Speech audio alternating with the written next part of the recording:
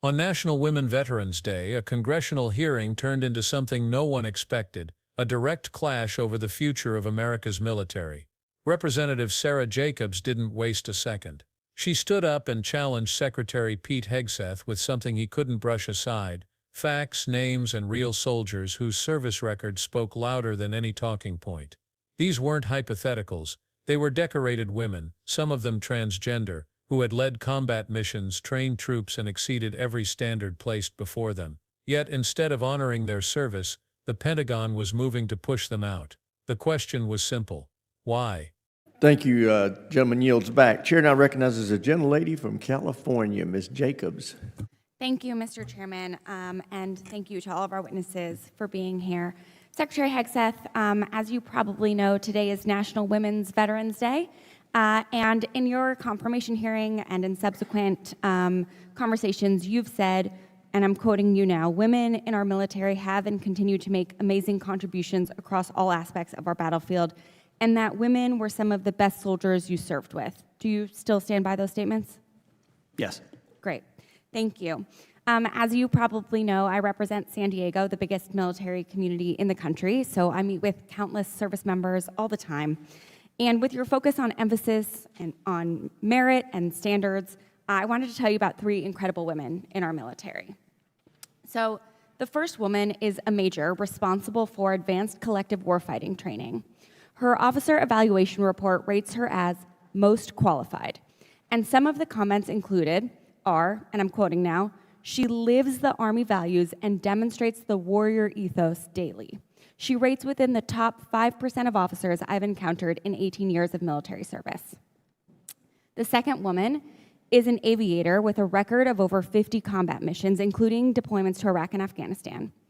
2 quotes from her most recent fitness report in April include, quoting again, "People excel under her leadership, and she has my strongest possible recommendation for promotion." The third woman is an instructor for an Army ROTC battalion.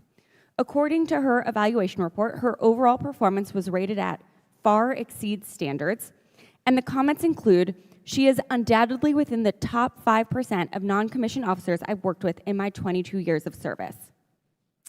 Given their stellar qualifications and accomplishments and their record of surpassing standards, I assume that you agree that the Pentagon and the services should do everything they can to retain women like these, correct?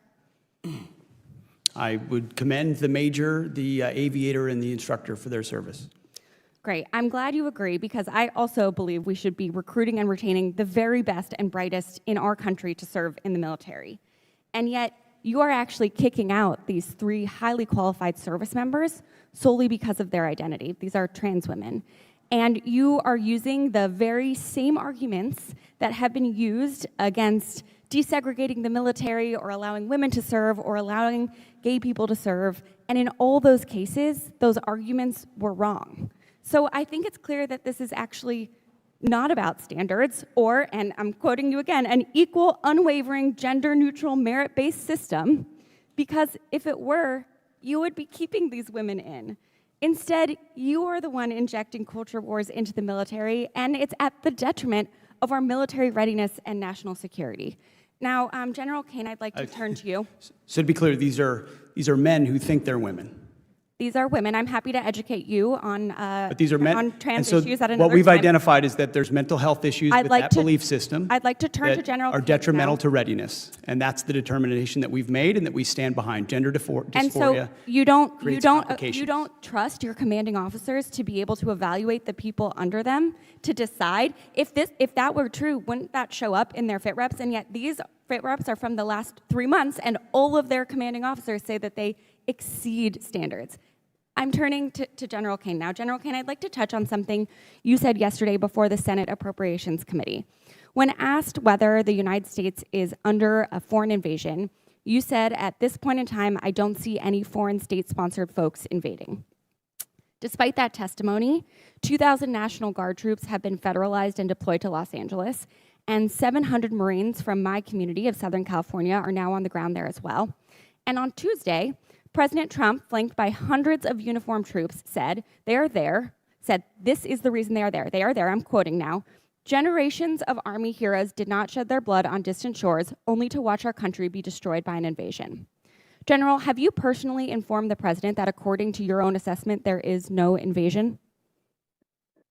Ma'am, first, the definition of an invasion, whether or not that's a policy, that's really a policy decision. And, from a military-only perspective, I stand by what I said yesterday. But my advice to the President in any particular matter from a security standpoint, or for the Secretary for that matter, I keep that between them. I understand that, but the highest-ranking military advisor in the country does not believe there is an invasion, and yet the President of the United States is federalizing the National Guard and Gentlelady's time's expired. in the name of an Gentlelady's time's expired.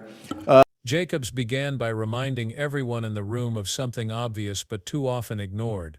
Women have been an integral part of America's military for decades, breaking barriers in combat, strategy, logistics, and leadership.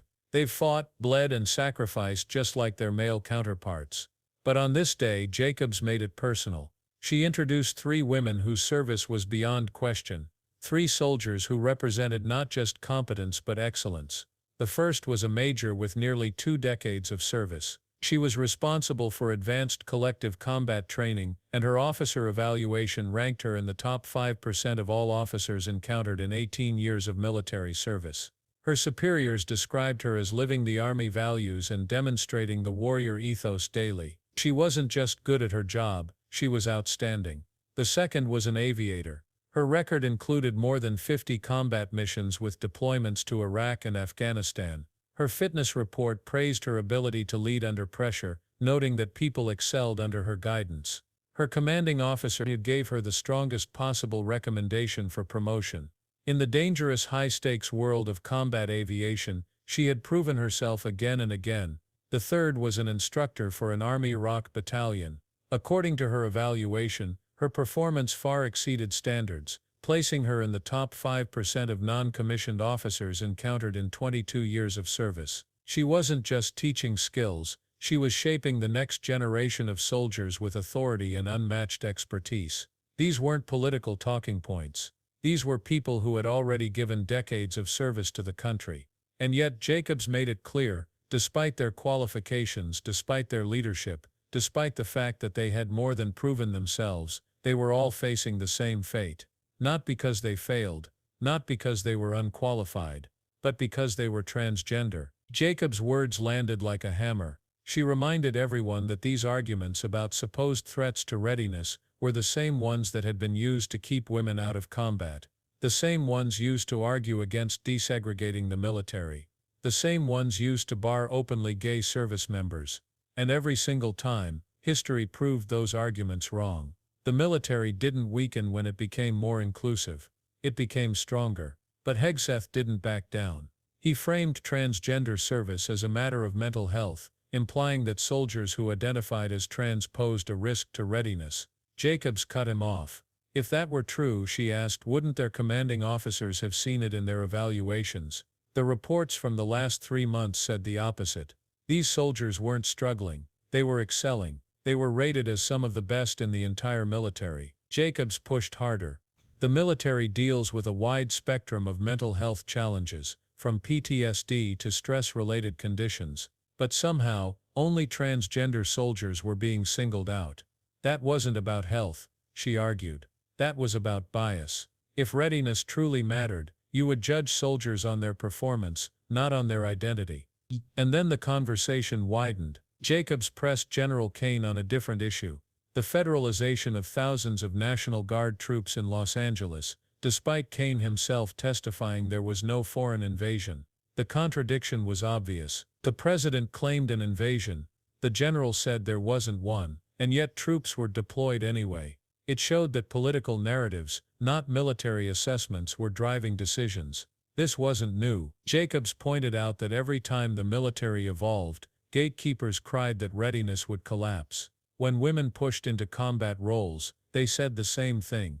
When gay service members demanded the right to serve openly, they warned of disaster. Yet none of those changes hurt the military. They made it stronger. Because strength doesn't come from exclusion. It comes from tapping into the best talent available, wherever it's found. The reality, Jacobs argued, was brutally simple. The battlefield doesn't care about culture wars, doesn't ask your gender identity, your sexuality, or your race. It cares about skill. It cares about leadership. It cares about courage. And if you have those qualities, the military needs you. To throw away trained, tested, and loyal soldiers to appease a political agenda isn't just unfair, it's a national security risk. And Jacobs didn't stop there. She called it what it was, injecting culture wars into the ranks of the armed forces, disguising discrimination as patriotism, weakening the military in the name of politics. If readiness really was the priority, the Pentagon would be keeping these soldiers, not kicking them out. Her words drew a line in the sand. This debate wasn't about standards, as Hegseth claimed. The standards had already been met. It wasn't about readiness, because the readiness reports themselves proved these women were more than qualified. This was about politics. And politics, Jacobs argued, had no place in deciding whether a soldier who had given their all for the nation should be allowed to serve. By the end of the exchange, the stakes were undeniable. On one side, decorated service members with records of leadership, sacrifice, and success. On the other, a political agenda willing to discard them simply because of who they are. Jacobs put it plainly, if America truly wants the strongest, most capable military, it must keep the best people. Anything less is not patriotism. It's weakness, and that's the real story from this debate. It wasn't just about 3 soldiers, it was about the future of the armed forces, the definition of readiness, and whether politics should trump performance. Jacobs' message was clear. The military is strongest when it embraces reality, not when it clings to outdated prejudices. To ignore that lesson is to risk the very security those soldiers have sworn to defend. So what do you think? Should politics decide who gets to defend America, or should ability, leadership, and courage be the only standards? Drop your thoughts below. Hit that like button if you believe in keeping the best of the best in uniform, and don't forget to subscribe, because the next story we're covering is even more explosive.